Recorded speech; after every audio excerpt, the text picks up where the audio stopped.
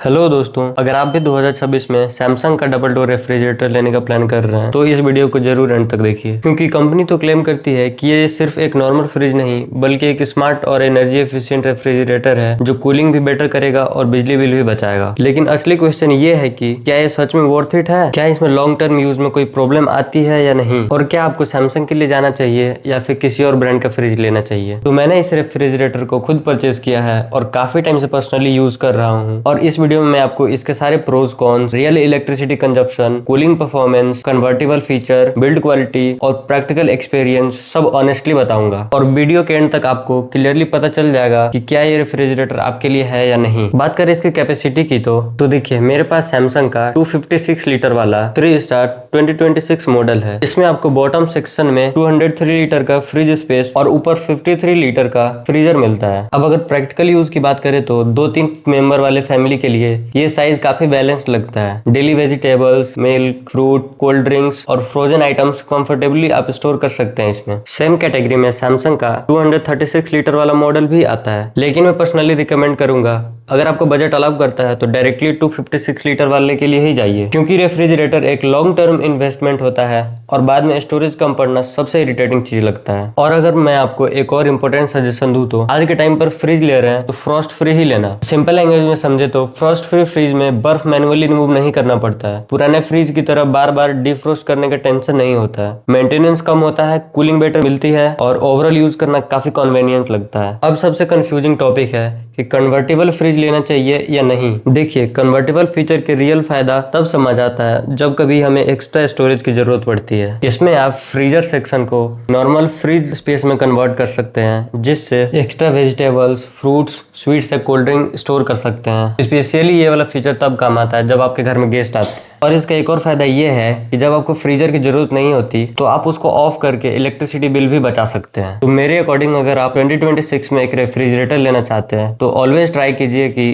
Convertible refrigerator ही लें। लेकिन इसमें भी आप एक बात का जरूर ध्यान रखिए, आजकल बहुत brands 10-in-1, 14-in-1, 20-in-1 convertible के नाम पर मार्केटिंग करते हैं, लेकिन रियलिटी में उनमें से काफी मॉडल्स एक्चुअल कन्वर्टेबल होते ही नहीं है। सिर्फ टेम्परेचर कंट्रोल को फैंसी नेम देके और वो मार्केटिंग करते हैं, और ये बात आपको तब पता चलता है जब आप अपने रेफ्रिजरेटर को घर पे लेके आते हैं। लेकिन सैमसंग का जो कन्वर्टेबल सिस्टम है वो जेन्युइनली यूजफुल लगता है, लेकिन मेरे वाले में फुली कन्वर्टेबल फीचर नहीं है। ये एक्चुअली सेमी कन्वर्टेबल मॉडल है। फुली कन्वर्टेबल मोड्स मोस्टली आपको 300 लीटर प्लस वाले फ्रीजर्स में देखने को मिलती है, तो परचेज करते टाइम आप इसका ध्यान जरूर रखें। अब अगर लुक्स और बिल्ड क्वालिटी की बात करें तो ये कूलर जेन्युइनली काफी प्रीमियम फील देता है। इसका फ्रंट फिनिश क्लीन और मॉडर्न लगता है और किचन में प्लेसमेंट के बाद ये काफी प्रीमियम लुक देता है। और 2026 मॉडल में एक अच्छा इंप्रूवमेंट भी किया गया है कि पहले इसके जो कंप्रेसर्स रहते थे और इसका बैक साइड एरिया ओपन रहता था, लेकिन अब उसको प्रॉपर्ली सील डिजाइन किया गया है इसमें, जिससे वायर से वेंट से डैमेज होने का टेंशन नहीं रहता है। इसके अंदर आपको टफ एंड ग्लास सेल्फ देखने को मिलती है जो कि काफी स्ट्रॉन्ग फील होती है। हेवी यूटेंसिल्स या बर्तन भी इजिली हैंडल कर लेता है ये। साथ ही इसके फ्रीजर कंपार्टमेंट में आपको मूवेबल ट्विस्ट आइस मेकर भी दिया गया है, जिससे कि इसमें से आइस निकालना इजी हो जाता है। और अगर आपको फ्रीजर में एक्स्ट्रा स्पेस चाहिए तो आप इसे बाहर भी निकाल सकते हैं। अब आते हैं इसके सबसे इंपॉर्टेंट चीज पे तो वो है इसका कूलिंग परफॉर्मेंस। और ऑनेस्टली इस फ्रिज का कूलिंग परफॉर्मेंस मुझे काफी इंप्रेसिव लगा। इसमें आपको कूलिंग काफी बैलेंस्ड और कंसिस्टेंट मिलती है, चाहे आप फ्रीजर में देखें या फिर नीचे वेजिटेबल कंपार्टमेंट में, दोनों ही जगह इसका कूलिंग काफी बैलेंस्ड और कंसिस्टेंट रहता है। अगर मैं आपको एक प्रैक्टिकल एग्जांपल देता हूं तो एक बार मैंने इसे रात में ही ऑफ कर दिया था और जब सुबह फ्रिज खोला तो भी कूलिंग इसकी काफी हद तक बनी हुई थी,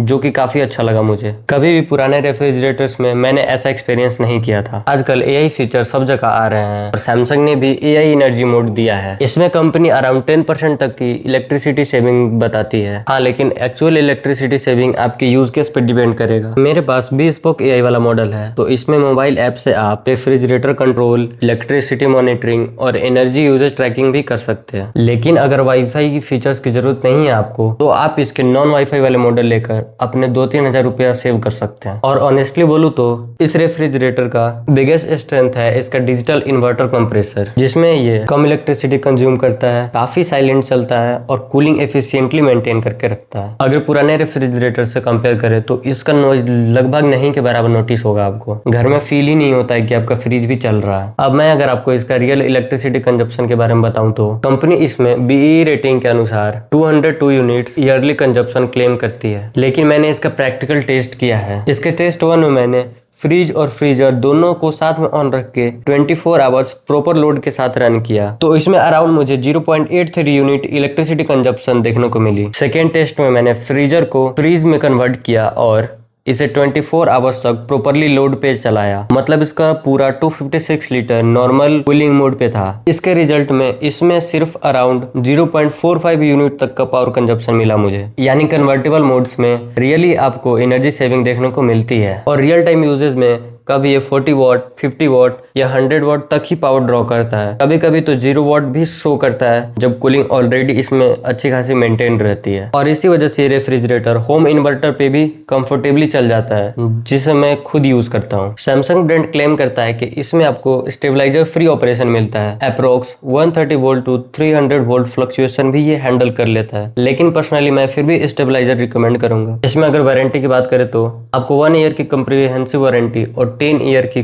कंप्रेसर के ऊपर वारंटी मिल जाएगी, जो कि काफी सफिशिएंट है। अब आपके मन में फाइनल क्वेश्चन होगा कि क्या आपको सैमसंग रेफ्रिजरेटर लेना चाहिए। मेरे पर्सनल एक्सपीरियंस के अकॉर्डिंग इसकी कूलिंग एक्सीलेंट है, इलेक्ट्रिसिटी कंजप्शन जेन्युइनली लो है, नॉइज ऑलमोस्ट जीरो है, बिल्ड क्वालिटी प्रीमियम फील होती है, लॉन्ग टर्म यूज के लिए ये रिलायबल भी लगता है। और अगर आपके फैमिली में 2 से 3 मेंबर्स हैं तो आपके लिए 256 लीटर सफिशिएंट रहेगा। लेकिन अगर फ्यूचर प्लानिंग 3 या 4 मेंबर्स फैमिली है तो डायरेक्टली 300 लीटर प्लस वाले मॉडल के लिए आप जा सकते हैं, जो कि बेटर ऑप्शन रहेगा आपके लिए, क्योंकि रेफ्रिजरेटर को आप इजीली 10 to 15 ईयर्स यूज करेंगे। तो खरीदने से पहले सोच समझ कर खरीदें। और ऑनेस्टली 2026 में फीचर्स और कूलिंग के मामले में सैमसंग का कंपटीशन काफी स्ट्रांग लगता है। मुझे पर्सनली ये रेफ्रिजरेटर काफी पसंद आया, मैं इस परचेज से सेटिस्फाइड हूँ। और अगर वीडियो से थोड़ी भी हेल्प हुई हो आपको तो चैनल को सब्सक्राइब जरूर कीजिएगा और वीडियो को भी लाइक कीजिएगा। और अगर आपके मन में इससे रिलेटेड कोई भी डाउट है तो आप कमेंट कीजिए, मैं जल्दी उसका रिप्लाई देने का ट्राई करूंगा। तब तक के लिए थैंक्स फॉर वॉचिंग।